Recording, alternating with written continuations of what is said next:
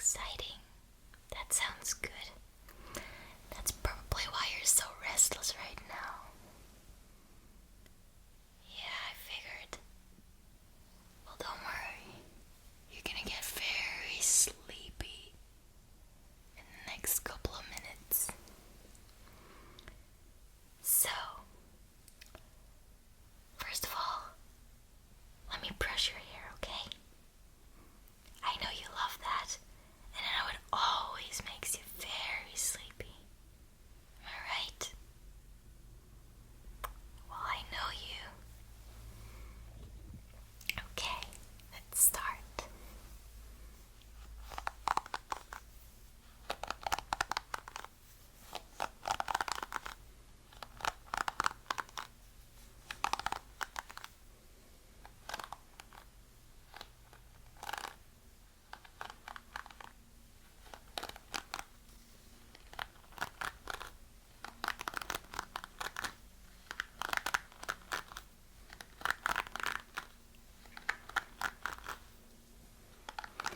Oh, that noise. That's just Daddy in the other room. He's watching TV.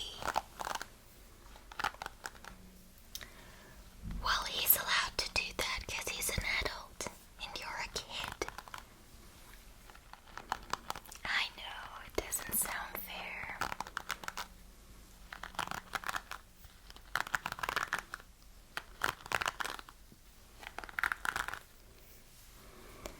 Good, towards the back of your head.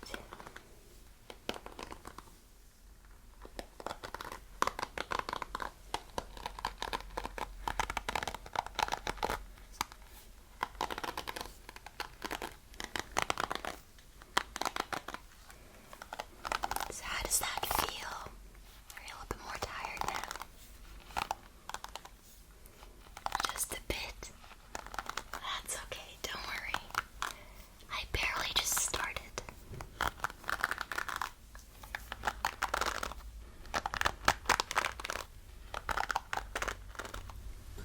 Alright.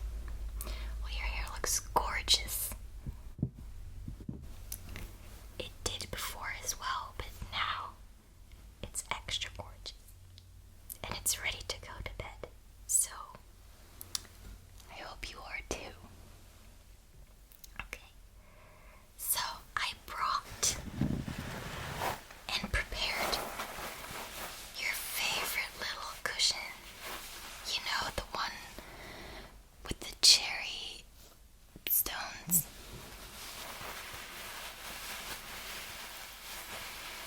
Yes, I heat it up just the way you like it.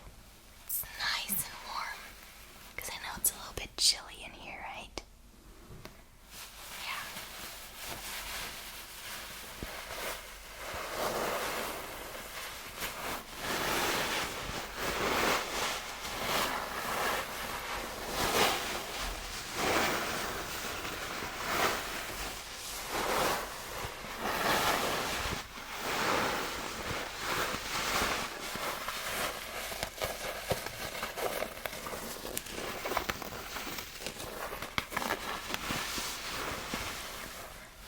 So let me put that on your tummy.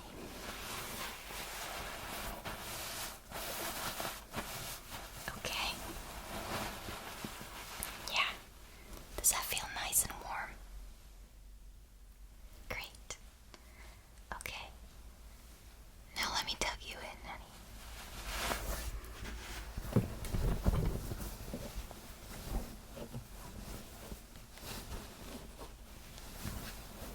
Okay. The blanket is a little bit stubborn.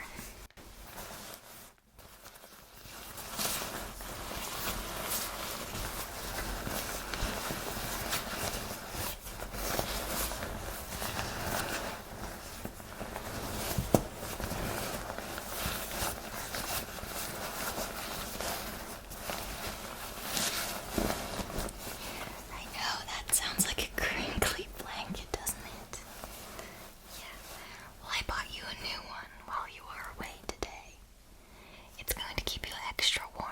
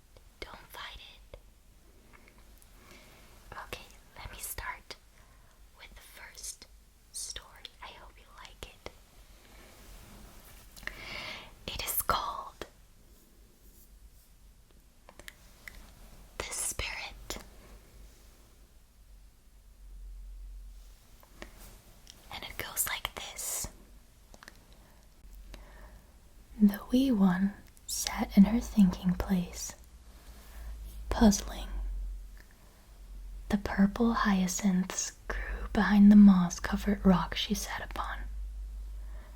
She was wondering if what she wanted to do was the right thing. The longer she sat in her thinking spot, the more she believed her idea was a good one.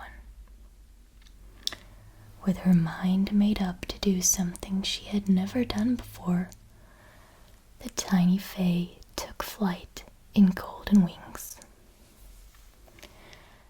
The fae flitted high into the air over the giant oaks and beyond the meadow. She fluttered down on the shore of the sparkling lake. The wee one walked from one stone to another towards a very large rock. It stood above the others like a beacon. She hesitated for a moment before whispering to the stone. Suddenly it appeared to rise a little into the air. The wee one walked under the stone. A golden box sat beneath it. Quickly she lifted the lid of the box. A spirit filled the tiny crystal box the fae now held in her hand. As the fae walked out from under the great stone, it settled down once again. Without a moment's hesitation, she took to the air. The fae flitted to her home in an ancient oak, the crystal box now safely in her pocket. Once home, the wee one set the box on her mushroom table. The fireflies gathered overhead. The crystal box glittered like diamonds. With trembling hands, the wee one opened the box. Suddenly, before her, stood a beautiful spirit. "Will you help me?" the wee one pleaded. The spirit did not so much speak as it thought.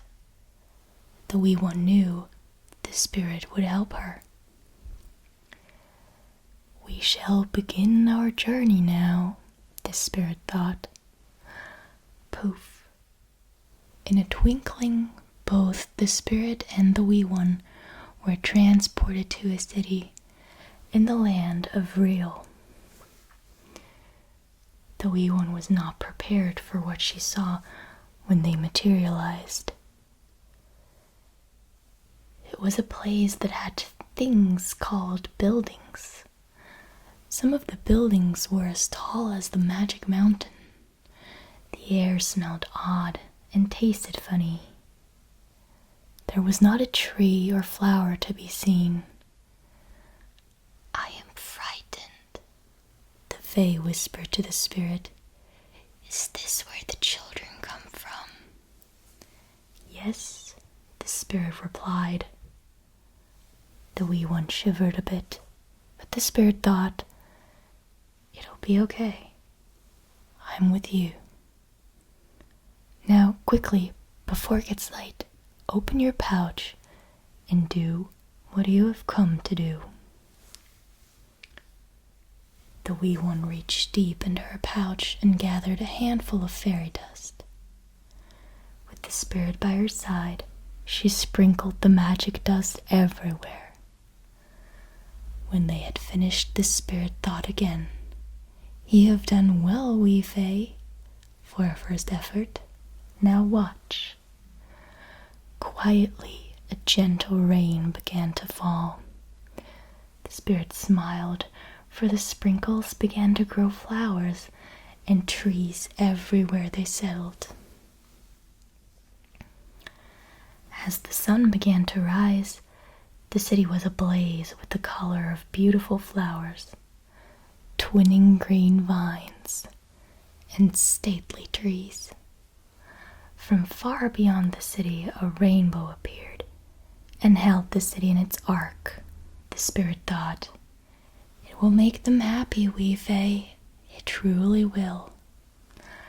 In a twinkle, the wee one and the spirit sat together on a spire overlooking the city. They watched as the children, the young and the old, came out of their houses. All looked about them with smiles and wonder. The city was now bursting with the beauty of flowers and the songs of birds in the young trees. "It is time to go now," the spirit thought. The wee one nodded her head. Poof! In a twinkle, the two friends were back on the shore of the sparkling lake. The spirit returned to the golden box beneath the magic rock. The wee one sighed to see the spirit go, but she knew it would always be present for those in need of her. In a whisper, the wee one said, "Thank you for helping me. Hope." So, did you like that story? It's a little peculiar, isn't it? But I can tell you're already so much more sleepy than you were before. Let's have some tea, shall we?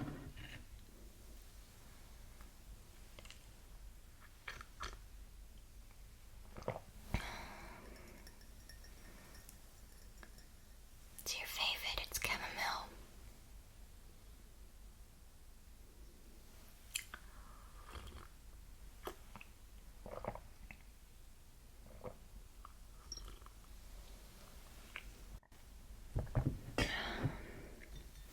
It's really warm.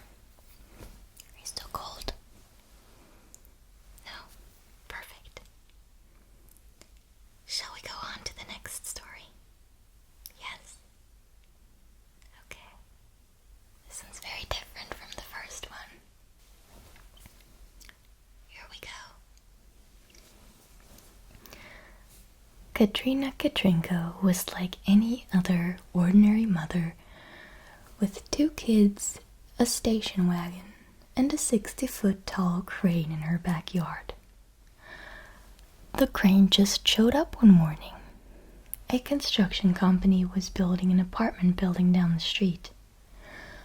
One day, the company went bankrupt and left their crane in Mrs. Katrinka's backyard. They just went bankrupt and left her with a 60-foot tall crane in her backyard. Mrs. Katrinka didn't know what to do at first, but then she had an idea. She called the sanitation department in her town to come around and pick up the 60-foot tall crane. If you have an old couch, an old table, an old refrigerator, or an old washing machine, you can call the sanitation department and they'll come around and pick it up. You can guess what the sanitation department had to say about Mrs. Katrinka's crane. "Sorry, ma'am, we don't pick up 60-foot tall cranes. Old couches, old tables, old refrigerators, and old washing machines are fine. Large 60-foot tall cranes are not fine." Mrs. Katrinka was not the type of ordinary mother who lets a 60-foot tall crane sit around in her backyard. No, sir, not that type of ordinary mother at all. So she bought a large wrench and climbed up the tall 60-foot crane. She carefully climbed out onto the horizontal part of the crane and unbolted one of the end sections. She happily climbed down and carried the steel section into her basement. Her neighbors peered over the fence, wondering what on earth could this ordinary mother be doing with the steel section of a crane in her basement. What the neighbors didn't know was that Mrs. Katrinka also bought an excellent power saw. This saw could cut through the toughest and hardest steel. Day after day, Mrs. Katrinka would take one more section from the crane, carrying it carefully down into her basement. And night after night, she cut those sections up into little bits. These little bits of steel were easy enough to hide in her regular trash. Some of the bits she stuffed in empty cans of tuna fish. Other bits she stuffed in the middle of overripe watermelons. And other bits she hid inside old, smelly socks. But it's hard to hide a full 60-foot crane in your day-to-day trash. You could hide a 20-foot crane or a 30-foot crane, but a 60-foot crane is just too big to easily hide in the trash. So Mrs. Katrinka started painting the sections of crane she took down each day. She painted them and then welded them into interesting sorts of sculptures. When her basement became too full of sculptures, she set the sculptures out in her backyard. It didn't take long for people to flock from all over the neighborhood to see Mrs. Katrinka's sculptures. One day, one of her neighbors walked right up her front steps and asked if she might buy one of the sculptures. Well, Mrs. Katrinka didn't know what to say. She didn't make the sculptures to sell. She made the sculptures because it's hard to hide all the bits of a 60-foot crane in your trash. On the very day that she took down the last section of the crane, the man who used to own the construction company came back to pick up his crane. "Sorry, sir," Mrs. Katrinka said. "The crane you left in my backyard is no longer here anymore. It's hiding in empty cans of tuna fish, overripe watermelons, and old smelly socks.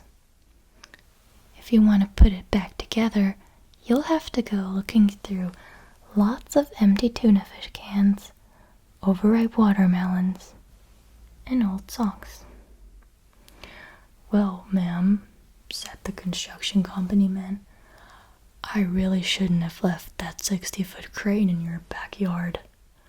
It wasn't the right thing to do, and I'd like to apologize to you." Mrs. Katrinka looked the man up and down. He looked as if he was genuinely sorry for what he had done. "Oh, all right," Mrs. Katrinka said. "If you'd like to take home some of the 60-foot crane you left in my backyard, it's sitting right over there in those 6 sculptures." "6 sculptures?" said the man in wonder. "Yes, 6 sculptures," replied Mrs. Katrinka. "Mrs. Olney down the street bought the 7th sculpture last week for $200. "Well, the least I can do is buy the other 6 sculptures at the same price," the man whispered gently. "No, I'm sorry, that won't do," replied Mrs. Katrinka. "I can't sell all 6 of those sculptures. They mean too much to me now. But I tell you what, if you want to buy 5 of them, I won't complain too loudly about that. You can't expect me to give up all of my wonderful sculptures to some stranger who left a 60-foot crane in my backyard." "Yes, ma'am, it's too much to expect an ordinary mother to give up all 6 sculptures she made from a 60-foot tall crane that a total stranger left in her backyard." As Mrs. Katrinka took the man's money, she laughed. "Besides, I need to keep at least 1 sculpture to show my grandchildren. They'll never believe this story if I didn't have at least 1 of the sculptures left to show them."